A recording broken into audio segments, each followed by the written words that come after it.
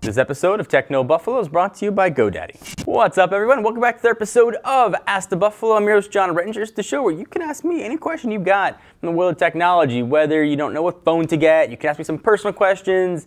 You could ask me why it only rains on every other Tuesday in Scotland, and I will pretend to know the answer.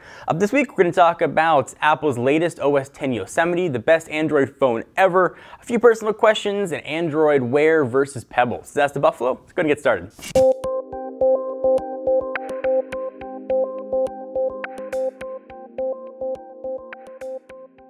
First question comes from Twitter at RedSox2009, asks at John4Lakers, what feature on OS X Yosemite will be the most useful for you and your business? So I've been running OS X Yosemite for about two and a half weeks now. I use an iMac at the office. I use it for video editing, everything that I do. But the past 5 months, it's had really bad Wi-Fi issues. It would disconnect from Wi-Fi about every sometimes 10 to 25 minutes, which in my line of work is really hard. Things like uploading videos, having Skype calls, all become next to impossible.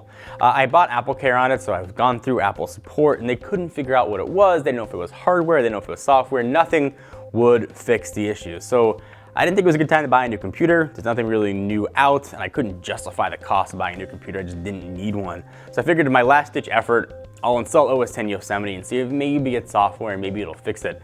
And lo and behold, it completely fixed the problem, which is awesome that it fixed it. And also super annoying, because if it fixed the problem, it means it's just software. Why the hell wouldn't Apple just push a fix? They know it was an issue. It's a known issue if you look at the forums for late 2012 iMac Wi-Fi issues. There's just a ton of stuff going on. So annoying on that end, but very happy that Yosemite fixed it. But also let me use Yosemite, which in all honesty, other than some different fonts and the dock looking different, I haven't noticed any difference at all, which I guess is a good thing. I've had no third-party app compatibility issues. I don't use all that many third-party apps, but I've had zero issues. I've had zero crashes.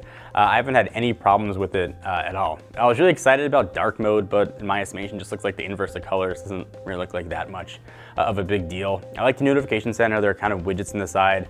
Other than that, though, it just looks like OS X with a few new features there.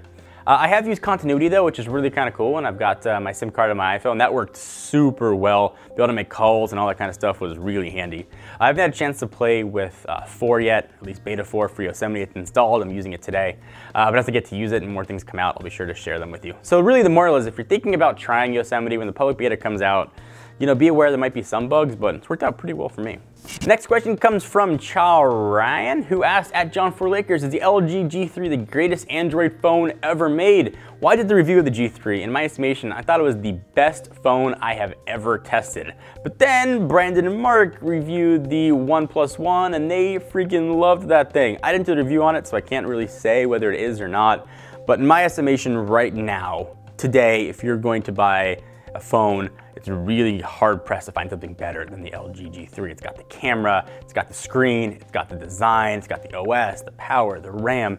Anything you could want in a smartphone, it has it. If you really dead set on Apple, then obviously it's not going to be for you, or Windows Phone, but if you're looking at some sort of Android phone, or you're open to other OSs, I think still it's the best phone on the market.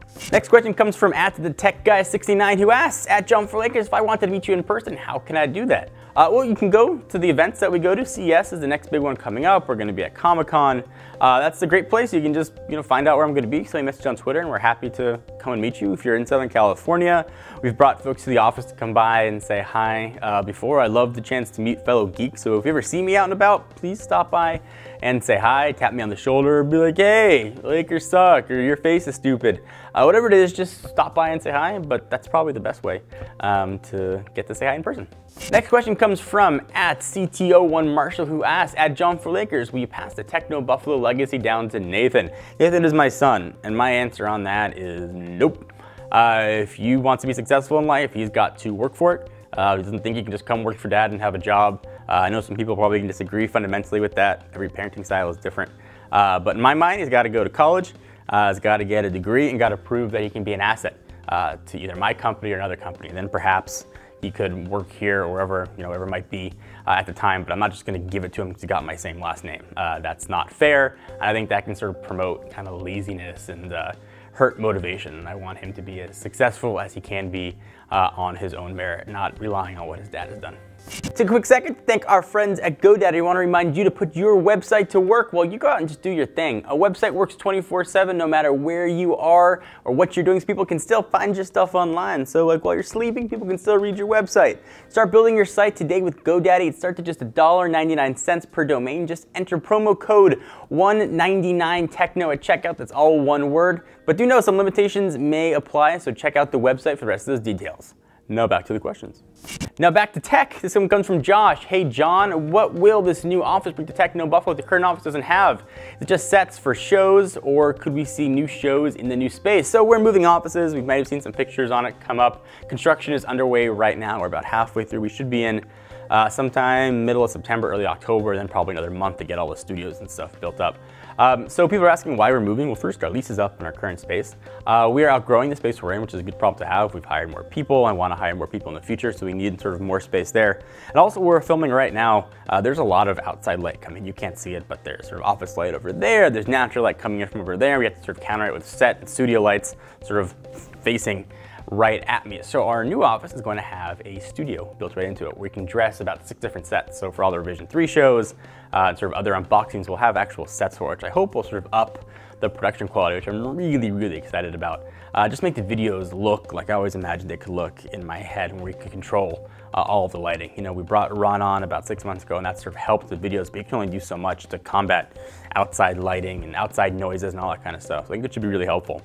The hope is that we can bring on maybe some other new video producers in addition to Mark and myself and create new shows and new ideas. And the studio will give us the flexibility to do that. Hopefully that helps answer your question. Last question comes from @Sachin Banal, who asks, hey John, how does the LG G Watch and the Samsung Galaxy Gear Live compare to the Pebble series of smartwatches? Do you think Pebble can still compete with all the upcoming smartwatches with Android Wear? So, on paper, just looking at Android Wear, or watching the Google I/O keynote, or watching videos on Android Wear, you'd think not a chance Pebble can compete. Android Wear blows it away. But then you start using Android Wear and you realize there's not that much that it does right now. So kind of two-part answer. First, right now, I think Pebble is definitely a superior smartwatch if your notifications are what's important to you. And beyond that, Pebble works with iOS and Android, where right now, Android only when it comes to Android Wear. The future though, I think, is going to be in the hands of developers. Developers put out a lot of apps for it. Maybe get some more Google Now functionality. Perhaps, I know this is a reach, even cross OS support. I think Android Wear could far surpass what Pebble can do in its current state.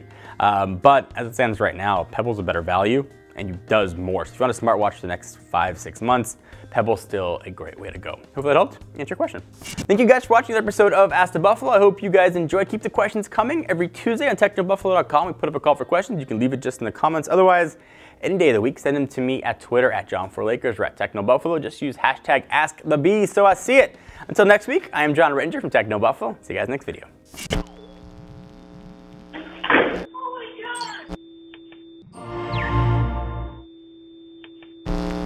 Thank you guys for watching. Please subscribe right here to be the first ones to know whenever new videos get uploaded. We got a ton of stuff. We do phones, tablets, cars, anything that has to do with consumer electronics that has to be plugged in or uses batteries, we review.